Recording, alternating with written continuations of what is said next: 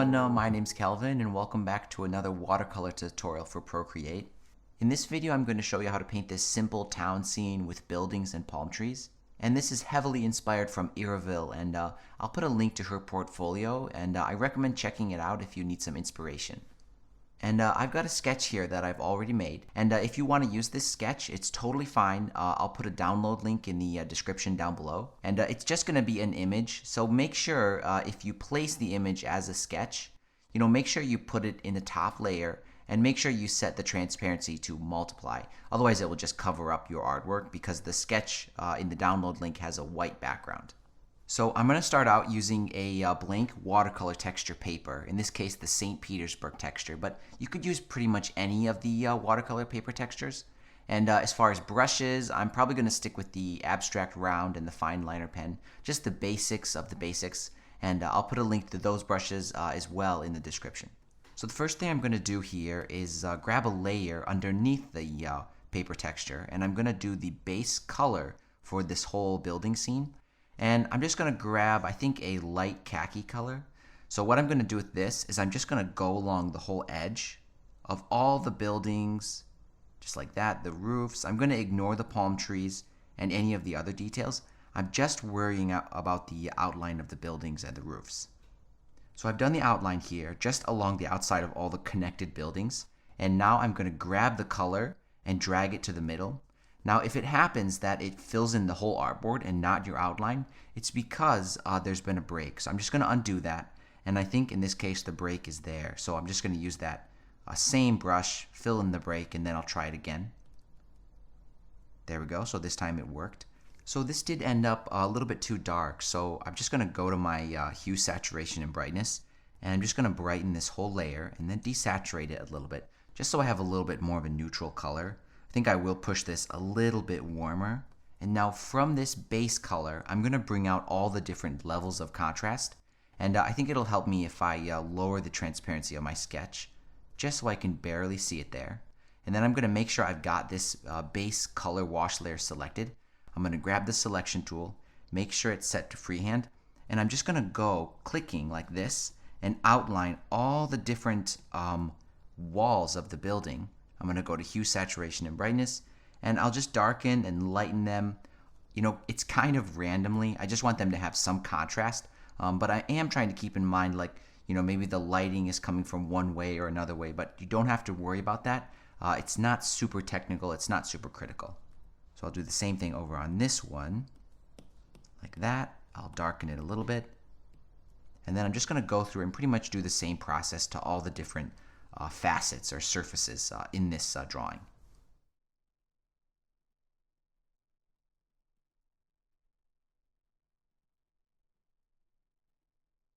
Next, I'm going to move on and do the roofs. So I'm going to do that on a different layer. So I'll make a new layer above my little background color layer here, and I'm going to select just a brown layer. You could do the roofs different colors, but just to keep it simple, I'm going to pretty much do them all in the same color.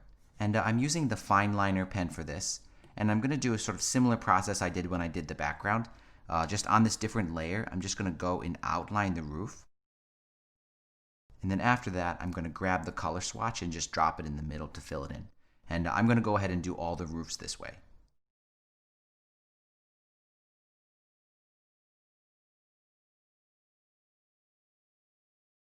So there we go, all the roofs are done. I'm just going to differentiate the shades a little bit using the selection tool.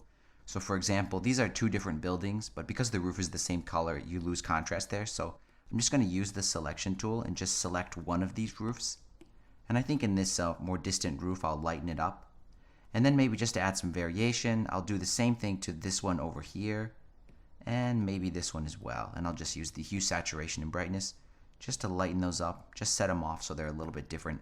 Now I want to add some really simple lighting to these. And I'm just going to do that with the freehand selection tool by making a circle kind of on one corner of each roof. And I'm going to use add to add another selection. And I'm going to basically go through and draw a little circle on each roof. And then after that, I'm going to go and feather all those circles out at the same time. And I'm going to feather them out quite a bit, maybe even 30 or 40%. I'll go to hue, saturation, and brightness. And you can see if I just lighten it, it's going to lighten that area of the roof and give them a little bit more kind of dimension or depth. Next, I want to add all the sort of roof tile detail, which is simple. It's just going to be a bunch of lines. So I'm going to make a new layer above my roof layer. And I think I'm going to use a slightly darker brown. I'll use the fine liner pen, and I'm just going to outline all of these little lines that are in the sketch. There we go. And if I happen to go over the edge in a few areas, I'll just use the eraser and just clean it up. But I'm not going to get carried away because it does look okay if there are a few little mistakes in these lines. So after all the lines are done, and I did them on a different layer, I'm going to change that layer to multiply. And then I'm just going to raise the opacity up until I can just barely see them. And that's pretty much it for the roofs. Next, I'm going to add some shadows from the roofs onto the building. And this is another kind of shading method, but it's just random. I mean, it might look like I really know what I'm doing here, but I'm just doing it kind of randomly, just wherever I think it looks right. And I'm going to go and grab the background layer there. And I'm going to do all of this with the freehand selection tool. And I'm just going to draw sort of underneath each roof like that. I'll go to hue, saturation, and brightness and just darken it a little bit. Just a little bit, just so you can barely see a difference there. So I'm just sort of imagining where this roof might be casting a shadow on the building and then just darkening that portion. And I'll go ahead and do that to all of these. And while I'm doing shadows, I'm also going to do a shadow for these sort of interior areas. And it's pretty simple, but this time I'm gonna try to make them more closer to black, actually. So in the case of this sort of shop front over here, I'm just gonna select the shop front like that, just the entrance of it.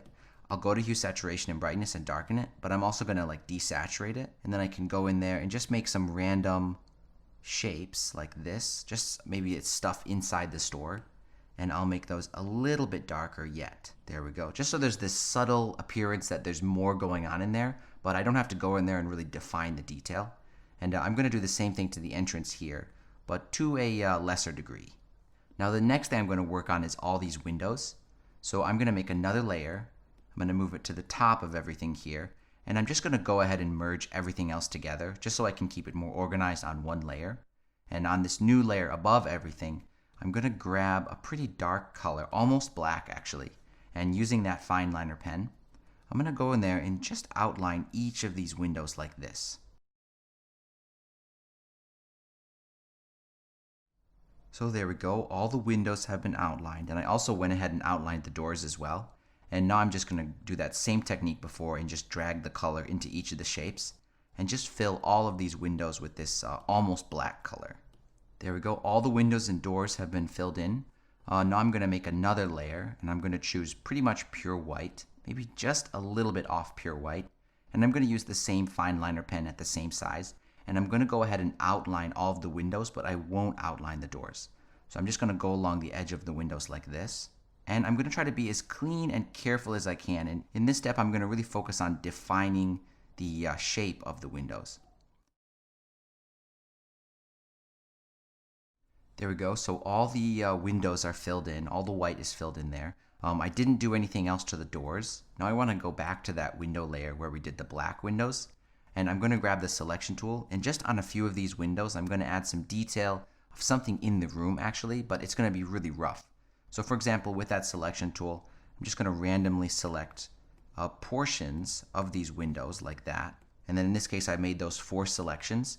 I won't feather it. I'll just go to hue, saturation, and brightness. And if I brighten it, you can see that I sort of lighten that portion of the window. And it just adds a very, very subtle detail. And I'm not going to do this to every window. I'm just going to do this to a few more. There we go. That's an optional step, but I do think it adds a nice touch. Next, I'm going to go back to the layer where we did all those white outlines. And I'm going to use the same white, the same fine liner pen brush, and I'm going to add all these mullions to the windows. And they don't have to be the same. They can be a little bit random. It's just something that adds some kind of character to these windows. There we go. And I'm going to go ahead and merge the white and the black onto one layer. And I'm going to make a new layer above those windows. And I'm going to do the shutters now. And you can choose any color for this. It could be like a bright red if you want to set them off. I think I'm going to go down the middle, and I'm going to choose a sort of soft blue color, kind of a seaside blue like that. And I'll see what that looks like. Okay, I think that works.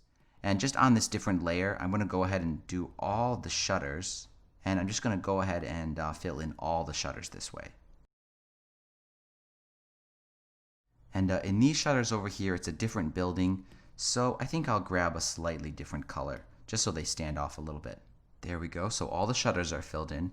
I want to add some detail to the shutters, so I'll make a new layer and choose a pretty dark color because I can just lighten that layer later on if it's too dark. And at a really small size, I'll use that fine liner pen and just add a bunch of lines to all the shutters. There, so I've done all the lines, and it's a separate layer. I'm just going to set it to multiply, and then maybe set the opacity really, really low, just so I can barely see those. Okay, that looks pretty good. We can zoom out here and get a better look. I think that's a pretty reasonable level of contrast. And I'll go ahead and merge the shutters and those lines onto one layer. And I'm also going to do the doors on the layer that I did the shutters, just because it's going to keep everything a little bit more organized in the layers panel. And for this front door, I think it should match the shutters. So I'm just going to grab that color, and using the fine liner pen, I'm just going to fill out this door real quick. And I'm going to select a lighter version of that door color and just add some detail to the door.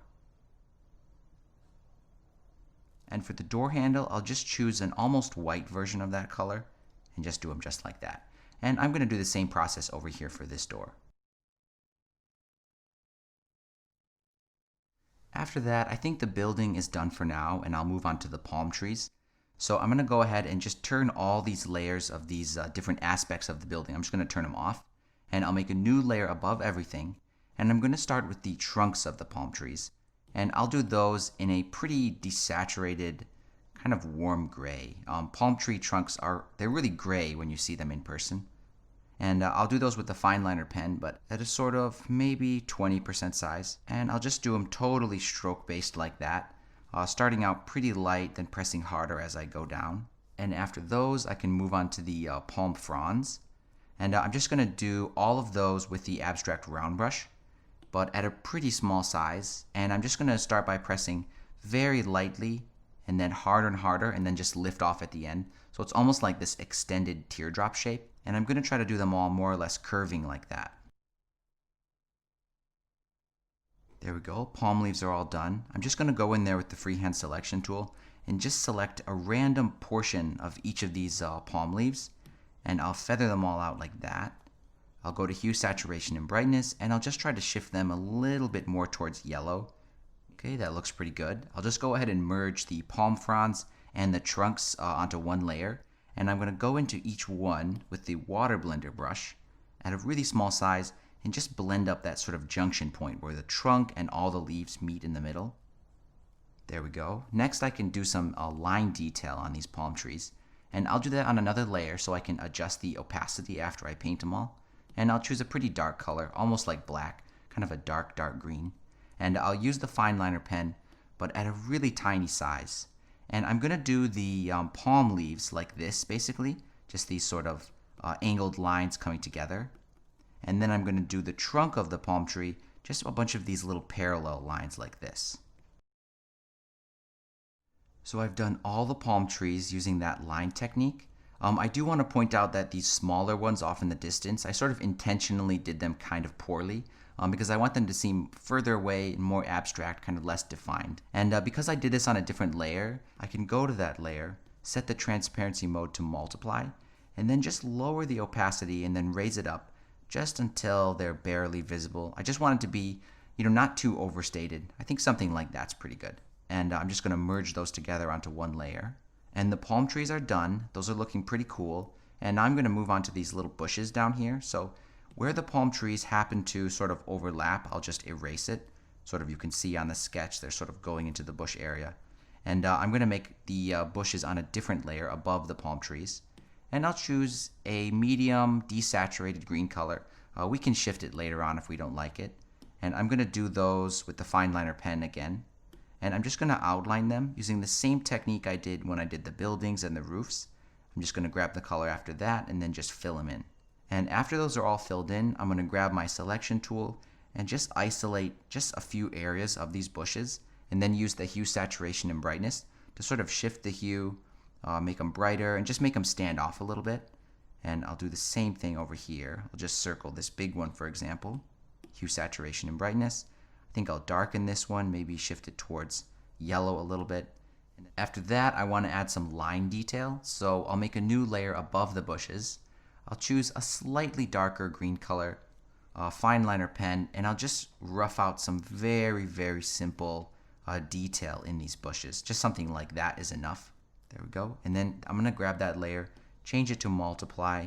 That'll make it really dark, too dark. So I'll lower it and just sort of adjust it until I can barely see it. A lot like how I did the palm fronds there. So there we go. That looks pretty good. I don't have a lot of definition on this darker bush, but I think it looks okay.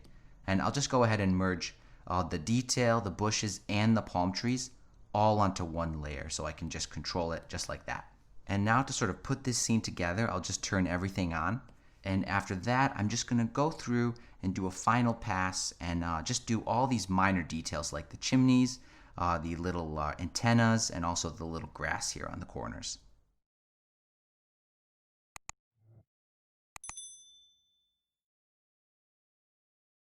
And there we go. This one is all done. I just added some, minor details to the stairs, to the storefront. I added the antennas, the chimneys, and then some really simple kind of birds there in the background. And this process, it's really simple. It's just a matter of perseverance, though. It's so easy to just give up halfway through, but if you just stick with it to the end, I promise you'll really be surprised with what you can paint. If you like this process or if you like these videos, don't forget to give this video a like and subscribe to the channel if you haven't already. And other than that, thank you so much for your support. Thanks for watching, and I'll see you in the next video.